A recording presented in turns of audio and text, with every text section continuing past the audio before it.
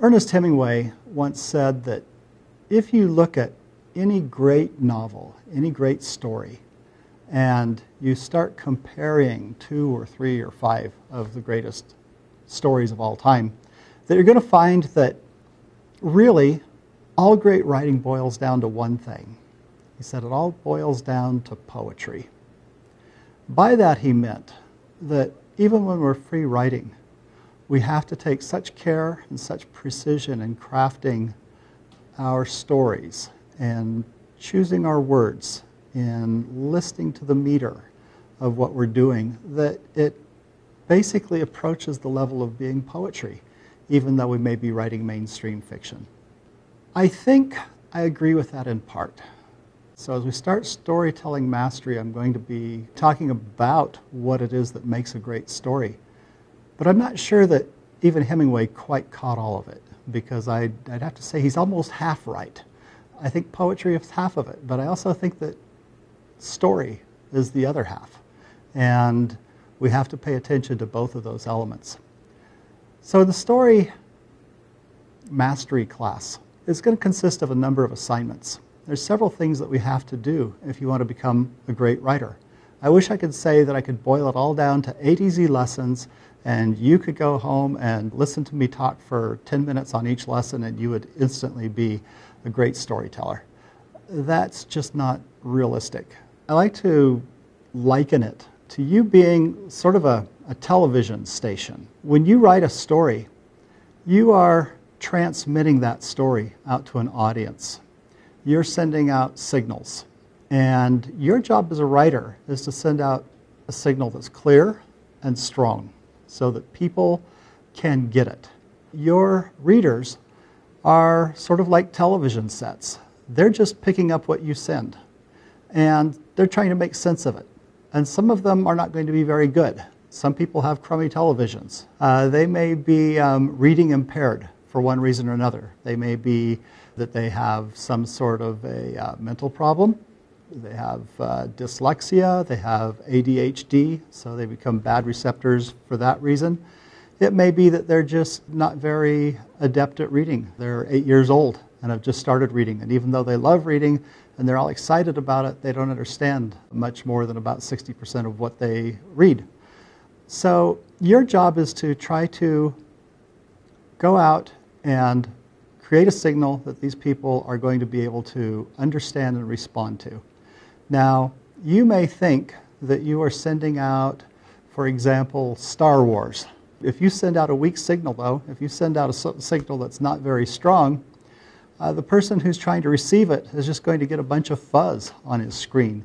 And he's going to look at it, and he might see that this looks like it's Planet 9 from outer space instead of Star Wars. So you've got to worry about that as you're writing, that you're sending out good, clear, strong signals. So one of the very first things that we're going to tackle in writing mastery is clarity. How do you write clear prose? And this will require you to do some writing assignments. Now, there are a number of reasons to do writing assignments. One reason is that, first of all, I strongly believe that just like any other art, unless you practice your writing, you're not going to get very good. I can sit and lecture to people all day, and I know people who are what I call lecture addicts, okay? They'll come to seminars and writing workshops, and they love talking about writing, but they don't actually like to practice it very much. Well, the problem with that is that if I teach you a principle and you just listen to it, after about a month, you will lose 92% of everything that I've told you. You'll just forget it, because what's happened is you've stored it in your short-term memory. In order for you to take something out of your short-term memory and turn it into a long-term memory, you have to sit down and study it for an hour. Actually, for about 32 to 48 minutes, depending upon what your ability is to learn. And so that's why I'm going to give you assignments that are each going to take roughly an hour to practice, so that as we start talking about principles of clarity, you'll have certain assignments. Now, I'll ask you to do the assignment. You will then send me the assignment. I will go ahead and critique your assignment and get the papers back to you. They won't be particularly long assignments. They won't necessarily be hard assignments. But they are things that I ask everybody to do. Now, each of you as students may be at different places. Some of you may have been writing for a long time. Some of you may have been brand new to writing. And so if you've been writing for a long time, you might just say, oh, Dave, I do all this automatically. I want to bow out on this one. And if that's what you want to do, that's okay. You can skip ahead to another assignment. But just be aware that I'm putting these assignments out there with everybody in mind, knowing that some people, I may be talking to the choir already here, preaching to the choir already, and you're already going to be great at doing what I'm going to be asking you to do. But what I'm finding nowadays, as I look at writings from new writers, is that with e-publishing, there are a lot of people who are really excited about writing. They want to go out and publish their own books. And many times they'll say, I don't want to have to wait for a publisher, an editor, and all these people to figure out that I'm great. I just want to go out and start making money now. I hear, success stories of people who've done it, and I'm going to go out and make my millions.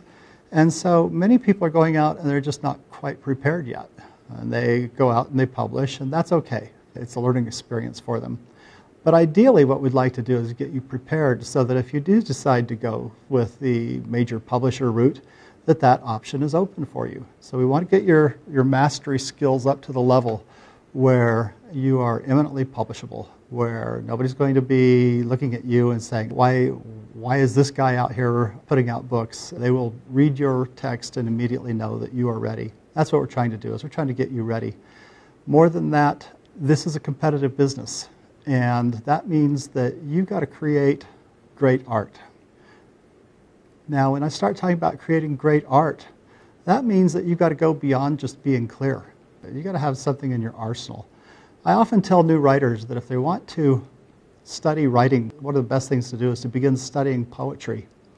And there's a number of reasons that I suggest that. First of all, if you study poetry, study other people's poetry. Some of the great poets from the 20th century, people like Yeats and Frost and Dylan Thomas and things like this, you'll learn to write with power and with grace. And also you'll learn to write with as few words as possible. And that's really an important skill for a writer, is to learn to write beautifully. And so we're going to have you practice some exercises that will help you learn to write beautifully. But more than that, we as writers also need to get ourselves to the point where we actually recognize what is good. If you've only ever drank $3 bottles of wine, that may be all that you think wine is a $3 bottle of wine. You may never have tasted the really good stuff. If you've never tasted something great, you don't know what to compare it to. So if I gave you a taco and all you've ever had was the cheapest 25-cent tacos that you got on special at Taco Bell, you might not know what a gourmet taco tastes like. Well, you need to learn as an artist what very fine writers write like, which means you have to have some experience with them. And so we will have reading assignments for you to help educate your sensibilities, help you learn to see that, gosh, this is what really great writers write like. This is how they speak. This is how they sound.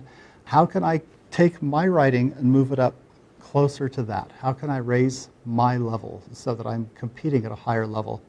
So that's one of the other assignments we're going to have you do, is there's going to have to be some reading assignments. Now, I'm not going to be able to check on whether you read your reading assignments. This is going to be for your own edification. But I will give you a reading assignment, and I'll ask you, hey, what did you think about it? This is something that I want to get your feedback on. Sometimes you'll meet a writer that will change your life. You'll find an author that you love, that you want to emulate, that really speaks to you.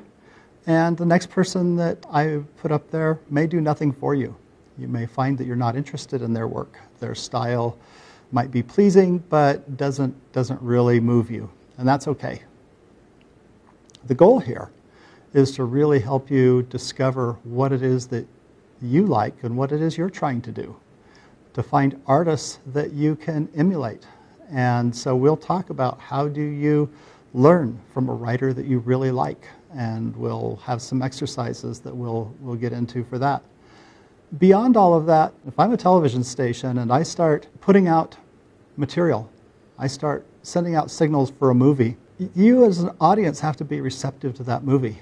I am basically also a programming director. I've got to be in touch. Not only do I have to send out a clear, powerful signal, I have to send out something that's competently made, something that really does tell a story that's going to intrigue people. So part of writing mastery is also understanding storytelling, story structure, story, how twists work, how we create time bombs, how we handle all sorts of things like dialogue and this type of thing. So we're gonna have to have a lot of lessons that deal with that too.